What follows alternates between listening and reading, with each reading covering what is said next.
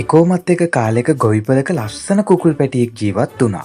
දවසක් මේ කුකුල් පැටියා ලොකු කල්පනාවක ඉන්න ගමන් ඇවිදගෙන යනකොට එයාගේ ඔළුවට ෆයිනස් කෙලියක් වැටුණා. මේ වෙලාවේ කුකුල් පැටියා උඩ බැලුවත් එයාට පේන්න තිබුණේ අහස විතරයි. මොකක්? අහසින් කඩුළු කෑල්ලක් නේද මගේ ඔළුවට කඩා වැටුනේ? අහස කඩා වැටෙන්න යන්නේ. ඉක්මනට ගිහින් රජතුමාට කියන්න ඕනේ. මෙහෙම කියපු කුකුල් පැටියා අහස කඩා වැටෙන විත්තිය රජතුමාට කියන්න කියලා දුවගෙන යන අතරමඟදී එයාට හම්බුණා එයාගේ යාළුවා හෙනි. කොහෙද මේ කලබලෙන් දුවන්නේ? හෙනි අහස කඩා වැටෙනවා. මම මේ රජතුමාට කියන්නයි කලබලෙන් දුවන්නේ. මොනවා? ඉන්න මාත් එන්නම්. මෙහෙම කියපු හෙනිත් කුකුල් පැටියට එකතු වුණා. මේ යන අතරේ මේ දෙන්නට හම්බුණා තාරා පැංචිවත්. බක් බක්. කොහෙද මේ දෙන්නම කලබලෙන් දුවන්නේ? මම තන පිටිය ඇවිදගෙන එනකොට අහසින් කෑල්ලක් කැඩලා මගේ ඔළුවට වැටුණා. අපි මේ රජතුමාට ඒක කියන්න යන ගමන් ඉන්න මාත් එන්නම්. මෙහෙම කියපු තාරා පැංචිත් රජතුමා ළඟට යන්න එකතු වුණා. කුකුල් පැටියයි හෙනි තාරා පැංචි තුන්දෙනාම රජතුමා ළඟට යන අතරේදී එයාලට හම්බුණා ලකීව. කොහෙද මේ දෙන්නම කලබලෙන් දුවන්නේ? අහස කඩා වැටෙනවා. කෑල්ලක් මගේ ඔළුවටත් කඩාගෙන වැටුණා. මොකක්? ඔය ඇත්තමද? ලකීත් රජතුමා හම්බෙන්න යන ගමනට එකතු වුණා. දැන් රජතුමා හම්බෙන්න කුකුල් පැංචයි හෙනි තාරා පැංචි ලකී 4 දෙනාම යනවා. මේ යන අතරමඟදී එයාලට කුකීවත් මුණ ගැහුණා. කොහෙද මේ හැමෝම කලබලෙන් දුවන්නේ? මොකක් හරි ප්‍රශ්නයක්ද?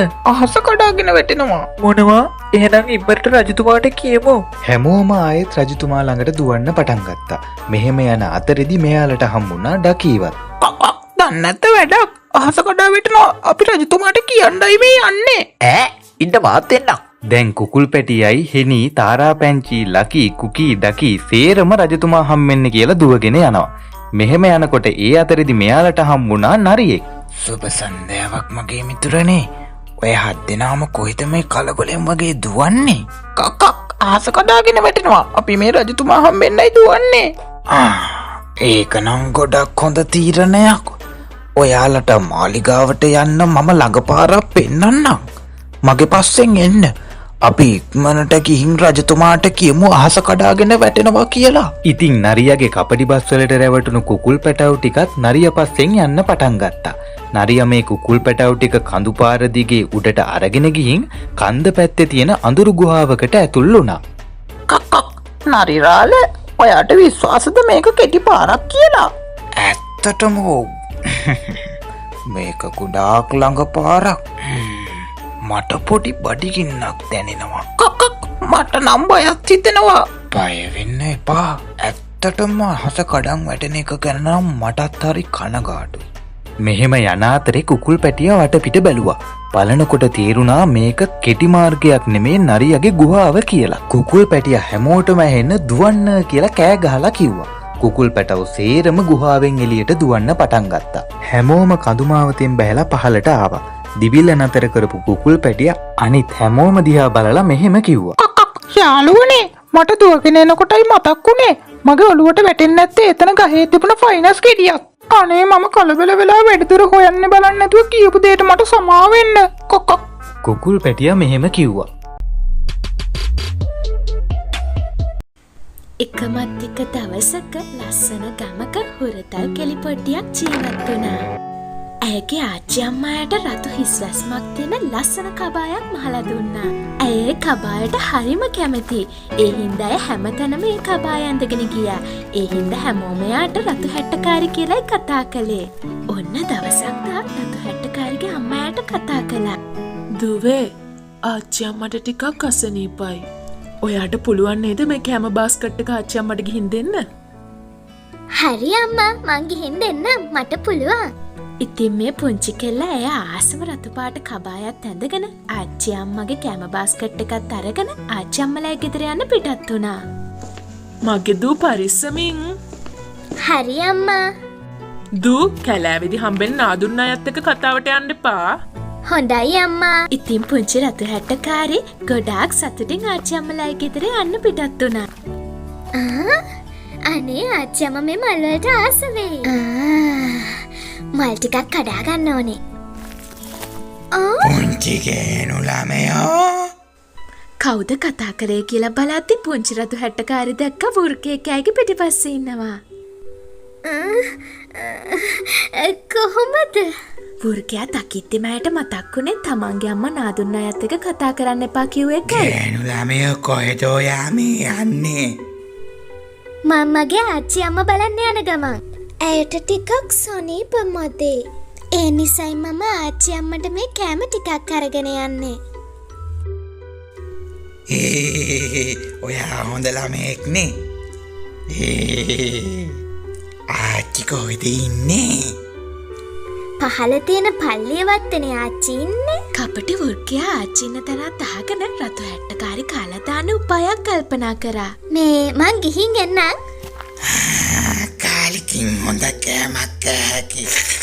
වෘකයා කෙටි පාරකින් රතු හැට්ටකාරි එන්න කලින් ආච්චිගේ ගෙදරට ලං වුණා.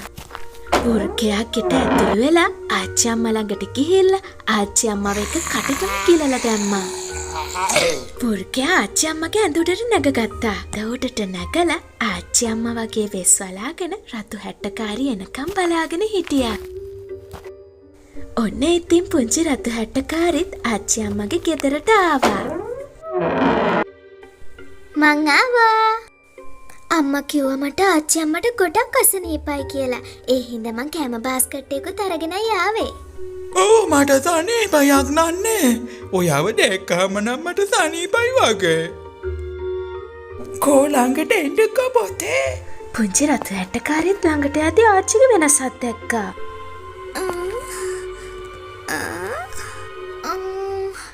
ආච්චි අම්මා ඔයාගේ ඇස් ගොඩක් ලොකු වෙලානේ. ඔයාව හොඳට බලාගන්නනේ දරුවෝ. කෝ තව ටිකක් ළඟට එන්නකෝ. ඉතින් පුංචි රතු හැට්ටකාරි තව ටිකක් ළඟට ගියා. එතකොට ඔයාගේ කන් දෙකත් ගොඩක් ලොකු වෙලානේ. ඉතින් ඔයා කියන දේවල් හොඳට අහගන්නනේ. ඔයාගේ දත් ටිකත් ලොකු වෙලානේ. මට ඔයාව හොඳට කන්න. එහෙම කිව්ව ගම වෘකයා ඇඳෙන් පැනලා අසරණ රතු හැට්ටකාරිව ගිලලා දැම්මා. ඒ වෙලාවේ ආච්චිගේ ගේ ළඟින් ගිය තර කපන්නට රතු හැට්ටකාරිගේ කෑ ගැහිල්ල ඇහුණා. ආච්චිට කරදරයක්ද දන්නේ නැහැ කියලා ඔහු ගේ ඇතුළට ගිහින් බැලුවා. එතකොටයි දැක්කේ වෘකෙක් මේ ගෙදර හිටපු ආච්චිව ගිලලා දාලා කියලා. දර කපන්න වෘකයාගේ කකුල් දෙකෙන් අල්ලලා හොල්ලනවත් එක්කම වෘකයා මෙච්චර වෙලා ගිලලා තිබ්බ ආච්චි අම්මවයි රතු හැට්ටකාරිවයි කටින් එළියට වැටුණා. ඒත් එක්කම බය වෙච්ච වෘකයා කැලෑව දිගේ දුවන්න පටන් ගත්තා. ඔවුන් එකතු වෙලා වෘකයාව කැලෑවට පන්නලා දැම්මා. මේ කරදරෙන් බේරුණු රතු හැට්ටකාරි හොඳ පාඩමක් ඉගෙන ගත්තා. ආයමන් නන්නා දුන්නන අයත් එක්කනම් තමන්ගේ විස්තර බෙදා ගන්නවත් කතාවට යන්නවත් හොඳ නෑ කියලා.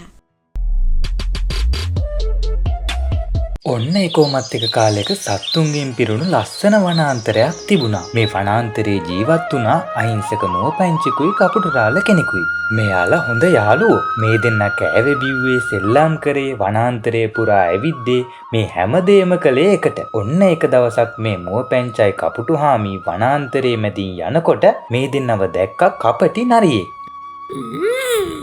ෂෝක් මුවපැටියා දැක්කමත් කටට කෙලවුනනවා. කාලෙකින් ලපටි මුවමස් ටිකක රස බැලුවෙත් නෑ. කොහොමරි මේ මුවපැටියව යාළු කරගත්තොත් මට මුවමස් ටික රස බලන්න බැරි වෙන එකක් නෑ. මෙහෙම ටික දවසක් ගෙවිලා ගියා. දවසක් මුවපැංච තනියම තනකොළ කකා ඉන්නවා දැකපු කපටි නරියා එමීට මුවපැංච ළඟට කිට්ටු කළා. මේ යාළුවේ මොකද අද තනියම? කෝ යාළුවා නැද්ද? නරියෙක් නේද? කලබල වෙන්න එපා මගේ යාළුවේ. මේ ඔයාගේ යාළුවා දැන් ඔයා එක්ක වැඩිපුර නෑ නේද? එයා කොහොමවත් ඔයාට ගැලපෙන්නේ නෑ. අපි වගේ කකුල් 47න්ට පියාඹන කපුටු ගැලපෙන්නේ නෑ අනේ. මම කැමතියි ඔයාගේ යාළුවා වෙන්න. මොකද කියන්නේ? අපි යාළුවෝ වෙමුද? නරියෙක් එක්ක යාළුවෙක් වෙන්න අනේ මට බෑ. අනේ එහෙම කියන්න එපා යාළුවා. මම අනිත් නරි වගේ නෙමෙයි. මම මේ කෙලේ තනි වෙලා ඉඳලා එපා වෙලා තියෙන්නේ මට. ඔයාව දැකපු ගමන් හිතුණා අනේ ඔයා මගේ හොඳම යාළුවා වුණා නම් කියලා. නරියා කපටි විදිහට කිව්වා. මේක අහපු මුව පැටියට නරියා ගැන අනුකම්පා හිතුණා. ඉතින් ඊට පස්සේ නරියව තමන්ගේ හොඳම යාළුවා කරගන්න මුව පැංචා කැමති වුණා. මේ විදිහට මේ දෙන්න හොඳම යාළුවෝ වුණාට පස්සේ මුළු වනාන්තරේ පුරාම ඇවිදලා සතුටු වුණා. ඉතින් මෙන්න මේ අතරේ නරියා මුව පැංචට අපූර්ව ආරාධනාවක් කළා. දැන් ඉතින් අපි හොඳම යාළුවෝනේ. ඉතින් ඔයා අපේ ගෙදර ඇවිත් යන්න එනවා නම් මම කැමතියි. එතකොට මට අපේ ගුහාව ළඟ තියෙන එළවලු කොටුවෙන් ඔයාට රස අලුත් එළවලු ටිකකුත් කන්න දෙන්න පුළුවන්. නරියා මුව පැංචාට කිව්වා. ඉතින් නරිරාලව විශ්වාස කරපු මුව පැංචා නරිරාලගේ ආරාධනාව පිළි අරගෙන නරියාගේ ගුහාව පැත්තට යන්න පිටත් වුණා. මෙහෙම යන අතරමඟදී මුව පැංචා නරිහාමි එක්ක නරියාගේ ගුහාව පැත්තට යනවා දැකපු කපුටුහාමි මේ දෙන්න ළඟට පියඹලා ආවා. කපුටුහාමි කොහමද ඔයාට? මේ ඉන්න මගේ අලුත් යාළුවා. එයා ගොඩක් හොඳ කෙනෙක්. මගේ යාළුවා මට ගෙදරට එන්න ආරාධනා කළා. අපි දෙන්න ඉතින් නරිහාමිගේ ගෙදර යන ගම. කැමති නම් ඔයාට පුළුවන් අපිත් එක්ක යන්න එන්න. මොනවා? මුවපැන්ට ඔයාට මොනවා වෙලාද? මේ ඉන්නේ කපටි නරියෙක්නේ. ඔයා මෙයාට රැවටිලා ඉන්නේ. නරින්න විශ්වාස කරන්න එපා. අනේ නෑ. මගේ යාළුවා එහෙම කපටි කෙනෙක් නෙවෙයි. මං අලුත් යාළුවෙක් හොයාගත්ත එකට ඔයාට ඊර්ෂ්‍යායිද කපුටුහාමි? අනේ මට ඇති ඉරිසියාවක් නෑ. හැබැයි ඔයා ඔය කපටි නරියට රැවටිලා ඉන්නේ කියලා විතරක් මතක තියාගන්න මුවපැන්චෝ. මං යනවා යන්න. මෙහෙම කියපු කපුටුහාමි එතනින් යන්න ගියා. කපටි නරිහාමි මුව පැංචාව එක එක විදිහේ බොරු කියලා නරියාගේ ගුහාව පැත්තට අරගෙන ගියා. මේ යන අතරමඟදී මුව පැංචාව කන්න කලින් තව ටිකක් මහත් කරන්න හිතුව කපටි නරියා මුව පැංචාව මුලින්ම එක්කගෙන ගියේ නරියාගේ ගුහාව කිට්ටුව තිබුණ වගා ඉඩමකට. මේ සරුවට වැවුණු වගාව දැකපු මුව පැංචට ගොඩාක් සතුටු හිතුණා. ඔයා නම් ඇත්තටම හොඳ යාළුවෙක්. ඔයා වගේ යාළුවෙක් නොහිටින්න කවදාවත් මට මේ තරම් රස කෑමක් කන්න වෙන්නේ නෑ. මම මේ කණ්ඩරන් ඔයාට තියෙන ආදරයට නෙමේ පැටියෝ. මේවා කන්න දීලා ඔයාව මහත් කරලා රස මුවමස් ටිකක රස බලන්න තියෙන ආසාවට. අනේ මම හිතුවා ඔයා මේවට ගොඩාක් ආස වෙයි කියලා. හොඳ යාළුවෝ වුණාම එහෙම තමයි ඉතින්. ඔයාට අද ඉඳලා ඕන වෙලාවක මාත් එක්ක මෙතෙන්ට ඇවිත් ඕන තරම් මේවා කන්න පුළුවන්. ඉතින් මේ විදිහට මුව පැංචාව වගාබිම පුරාම එක්කගෙන ගියපු නරිරාල මුව පැංචා ආස කරන එළවලු වර්ග සේරම කන්න දුන්නා. ඉතින් මේ විදිහට මුව පැංචා බඩ පැලෙනකන් එළවලු කාලා වගාබිමෙන් ගියාට පස්සේ ඒ වගාබිමේ අයිතිකාරයා එතෙන්ට ආවා. යස අගේට හැදිලා තිබුණ එළවලු ටික. ෂික් මොකෙක් හරි වගා පාළුවෙක් ඇවිත් කාලා ගිහින්නේ. කරන්නම්කො මං හොඳ වැඩක්.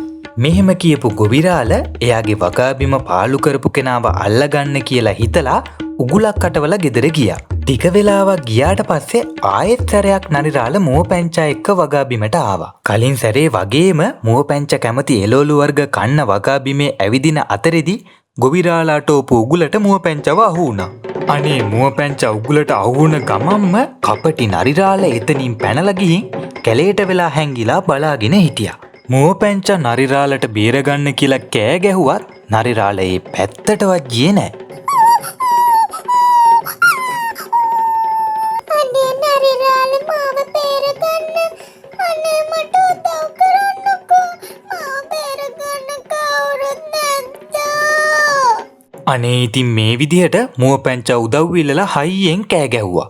මුව පැංචාගේ මේ කෑ ගහන සද්දේ ඈත ගහක අත්තක වහලා ඉඳපු කපුටුහාමිට ඇහුණා. කපුටුරාල ඉක්මනටම මුවහාමිගේ සද්ද ඇහෙන පැත්තට පියාඹලා ආවා. අනේ කපුටුහාමි මාව බේරගන්න. ඔයාගේ යාළුවා නැද්ද ඔයාව බේරගන්න? ඔයා මං කියන දේ ඇහුවනම් මෙහෙම වෙන්නේ නෑනේ. අනේ ඔව් කපුටුහාමි මට දැන් තේරෙනවා. මට සමා වෙන්න. අනේ මා මේ උගලෙන් බේරගන්න. හොඳයි මං උදව් කරන්නම්. තව ටිකකින් ගොවිරාල උගුල බලන්න මෙතෙන්ට එයි. ඔයා මැරිලා වගේ ඇස් දෙක පියාගෙන ඉන්න. මම ඔයා වටේට පියඹන ගමන් ඔයාගේ මස් කනවා වගේ හැසිරෙන්නම්. එතකොට ගොවියා හිතයි ඔයා උගුලට අහු වෙලා මැරිලා කියලා. ටික වෙලාවකින් ගොවිරාල වගා බිමට ආවා. උගුලට සතෙක් අහුවෙලා ඉන්නවා දැකපු ගොවිරාල උගුලට කිට්ටු කරනකොට කපුටුරාල මුවපැංචට කොටනවා වගේ හැසිරුණා. ගොවිරාල මුවපැංච මැරිලා ඇති කියලා හිතලා උගුල අයින් කරනකොටම මුවපැංච වේගෙන් කැලේ පැත්තට දිව්වා. කැලේ ඇතුළට වෙලා හැංගිලා මේක බලාගෙන හිටපු නරියා කරපු සේරම දේවල් අපත ගියා කියලා හිතලා ගොඩක් දුකටපත් වුණා. නරිරාල කියපු බොරු කතා ගැන මුවපැංච කපුටුරාලට කිව්වා. කපුටුරාලව යාළුකමෙන් අයින් කරලා කපටි නරියෙක්ව යාළුවෙක් කරගත් එකට මුවපැංච කපුටුහාමිගෙන් සමාව ඉල්ලුවා. දවසක් කපුටුහාමි මුවපැංචට කපටි නරිය කරපු වැඩේට පාඩමක් උගන්වන්න ඕනේ කියලා හිතලා මුවපැංචට යෝජනාවක් කළා. මුවපැංචයේ යෝජනාවට එක පයින් කැමති වුණා. කපටි නරිය කරපු වැඩේට අපි හොඳ වැඩක් කරමු. නරිය මුලින්ම ඔයාගේ විශ්වාසය දිනාගෙන නිරවැට්ටුයි. අපි කපටි නරියට එහෙම වැඩක් කරමු. කොහොම හරි ගොවිරාලට නරියව කොටු කරලා දෙන්න ඕනේ. ඒකනම් හොඳ අදහස කපුටුරාලේ. ඉතින් කපටි නරියව ගොවිරාලට කොටු කරලා දෙන්න සැලසුම් කරපු මුවපැංචයි කපුටුහාමි නරියගේ ගුහාව ළඟට කිට්ටු කළා. මං එළියට වෙලා බලාගෙන ඉන්නම්. එහෙනම් ඔයා ගිහින් අපි කතා කරගත්ත විදියට වැඩේ කරන්න. නරිරාලා අයියෝ මා එක්ක කතා නොකරන්නේ. ඔයා මා එක්ක තරහ වෙලාද? එදා මං කොෆිපලේ උකුලට අහුණානේ. අම්මෝ අනුනවයේ මම බේරුනේ. අනේ දීයනේ මම දන්නේ ඇනි එහෙම නස්පැත්තියක් වුණ වගේ. මම වෙඩි වතු ටිකක් බොන්න කියලා ගෙදරට ගියානේ. අනේ මම දැක්කනම් ඔයාට මෙහෙම කරදරයක් වෙනවා. මගේ ජීවිතේ පරදුවට තියලා හරි මම මුවරාමිව පීර ගන්නවා. ඇත්තමයි. අනේ මාත් එක්ක අමනාප එහෙම වෙන්න එපා මුවරාල. දෙන දෙයියෝ ගෙටගෙන විත්තරවා කියන්නේ මේකට තමයි. අද මගේ සවල් කෑම මාව හොයාගෙන ඇවිත්. අද අන්තිම වතාවට සමහර කන්න දීලම කාලා දානවා. ඉතින් යාළුවා අදත් ඔයා බඩ පිරෙන්න මොනවා හරි කාලා ඉමු. ඔයා මේ කෑමට ගොඩාක් ආසයිනේ. නරිරාල මෙහෙම කියන අතරෙදි ගොවියා ඇවිත් උගුලාට වන තැන මුවපැංච බලාගත්තා. ඉතින් මුවපැංච කිසිම දෙයක් නොදන්න ගානට නරියත් එක්ක ගොවි බිමට ඇතුල් වුණා. නරියව උගුල තිබුණ තැනට අරගෙන ගියපු මුවපැංච නරිරාල උගුලට අසු කළා. නරියා උගුලෙන් බේරගන්න කියලා මුවපැංචට ආයාචනා කළා. අනේ මොබෙන්ජෝ මාව බේරගන්න. එදා ඔයා මම උගුලට අහුණු වෙලේ මාව දාලා කැලේට ගිහින් හැංගුණා. ඒ කරපු දෙයට තමයි මේ පාඩම. මෙහෙම කියපු මුවපැංචයි කපුටුහාමි නරියව බේරගන්නේ නැතුව කැලේ ඇතුළට ගිහින් හැංගිලා බලාගෙන හිටියා. ඒ අතරේ ගොවි බිමට ආපු ගොවිරාල ඇතුලේ ඉඳපු නරිරාලව අල්ලගෙන ගිහින් කූඩුවක හිර කළා. මුවපැංචයි කපුටුරාලයි සතුටින් වනාන්තරයට ගියා. දැක්ක නේද පුංචි යාළුවනේ අනුන්ට විපතක් කරන්න ගියාපුවම වෙන දේවල්.